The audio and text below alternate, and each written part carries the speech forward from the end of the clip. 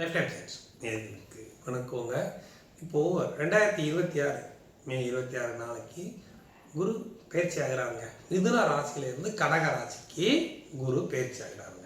அப்படி வரும் பொழுது பொதுவாகவேங்க மீன ராசியை பொறுத்த மட்டும் ஜென்மத்தில் சனி இருக்கிறாங்க. ஜென்மத்தில் சனி இருந்து உங்களுக்கு ஒரு ரொம்ப உடல் உளைச்சல், மன உளைச்சல் எல்லாத்தையும் கொடுத்துட்ருக்காருங்க. மொத்தத்தில் அலைச்சல் அதிகமாக இருக்கிற மாதிரியே உங்களுக்கு இப்போ இருந்துட்டு இருக்குதுங்க. மீன ராசியை பொறுத்த மட்டும் அப்படி இருக்கும் பொழுது இந்த ராசி இருக்கிறது குருவோட வீட்டில் சனி இருந்து ஜென்ம சனி உங்களுக்கு நடந்துட்டுருக்கு. இப்படி நடந்துட்டு இருக்கும்போது அந்த வீட்டு அதிபதியான குருவே போய் 5இல் உச்சம் பெற்று அந்த சனியை பார்க்க போகிறாருங்க. இதில் என்ன பெரிய ப்ளஸ் பாயிண்ட்னு கேட்டிங்கன்னா, குரு 5இல் இருக்கிறது அவ்வளவு சிறப்பு இல்லைங்க. இருந்தாலும் இந்த ராசிக்கு 5இல் இருப்பது அவ்வளவு சிறப்பு இல்லை. இருந்தாலும் கேந்திராதிபதியாகி 5இல் இருப்பது அவ்வளவு சிறப்பில்லை உச்சம் பெற்று. அப்படி இருந்தாலும் அவர் சனியை பார்ப்பது ஒரு யோகம். அப்படிங்கிறப்போ உங்களுக்கு இதே சனியால் தாங்க இப்போ உங்களுக்கு நல்ல யோகமே அமைய போகுது. குரு பார்த்ததுனால குரு உங்களுக்கு சனியை உங்களுக்கு கெடுபலன்களை குறைத்து அவர் கொடுக்க வேண்டிய யோகங்களை கொடுக்க ஆரம்பிச்சிடுவார். இதுதான் இதில் ஒரு பெரிய வித்தியாசம் மீன ராசிக்கு. அதனால் உங்களுக்கு இந்த ஜென்ம சனியிலேருந்து ஒரு வருஷம் நல்லா விடுபட்டிருப்பீங்க.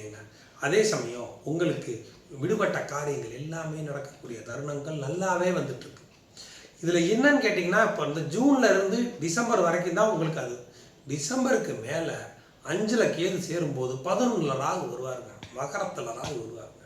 மகரத்தில் ராகு வந்ததுக்கப்புறம் உங்களுக்கு இன்னும் சூப்பராக இருக்குங்க மீன ராசிக்கு. நீங்கள் இப்போதைக்கு அலைச்சலாக இருக்குது, 7.5 சனியாக இருக்குது, இதை பற்றி கவலைப்பட வேண்டிய அவசியமே கிடையாதுங்க. அந்த அளவுக்கு குரு உங்களுக்கு நல்லதாக பண்ண போகிறாரு.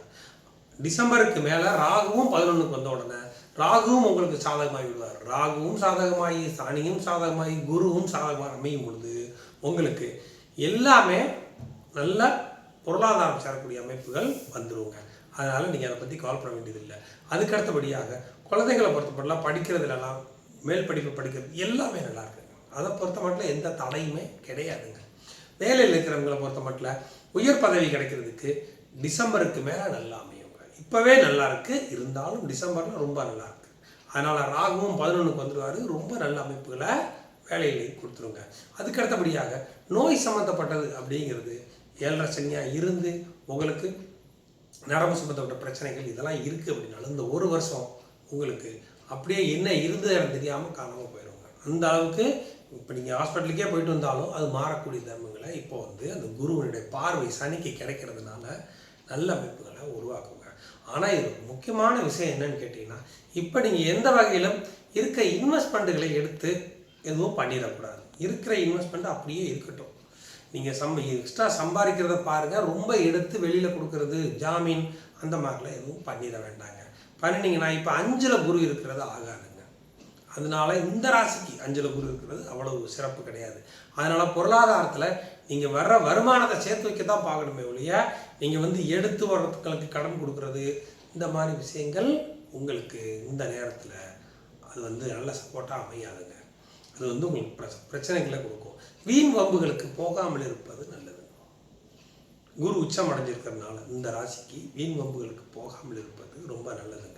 அதுக்கு அடுத்தபடியாக பார்க்கும் பொழுது ரொம்ப நாளாக குழந்தை இல்லாமல் இருந்துன்னு நினைக்கிறவங்களுக்கெல்லாம் குழந்தை பாக்கியம் கிடைக்கக்கூடியதுங்க. அடுத்தபடியாக கல்யாணம் ஆகலை அப்படிங்கிறவங்களுக்கும் இப்போ வரணம் இருக்குது. நல்ல நேரம் தான் இப்போ. அதே சமயம் இங்கே 7.5 சனியை பொறுத்த மட்டும் உங்களுக்கு ஓவராக மன உளைச்சலாக இருந்தது அப்படிங்கிறதுலேருந்து நல்லா விடுபட்டுருவீங்க. ஜூன் 10 தேதிக்கு மேலே பாருங்கள், நல்லா விடுபட்டு நிம்மதியாக இருப்பீங்க. அந்த மாதிரி ஒரு சூழ்நிலை தான் மீன ராசிக்கு அமைய போகுதுங்க. அதுக்கு அடுத்தபடியாக தங்க நகை வாங்கணும் பெண்கள் நினைக்கிறதுக்கு இப்போ நல்ல நேரங்க. இப்போ அமையுங்க. உங்களுக்கு தங்க நகை வாங்கணும்னு நினைக்கிறவங்களுக்கு நல்ல தங்க நகை சேர்றதுக்கு வாய்ப்புகள் அதிகமாக இருக்குங்க. அதனால் அது கண்டிப்பாக உங்களுக்கு கைகூடி வருங்க. Okay, thanks.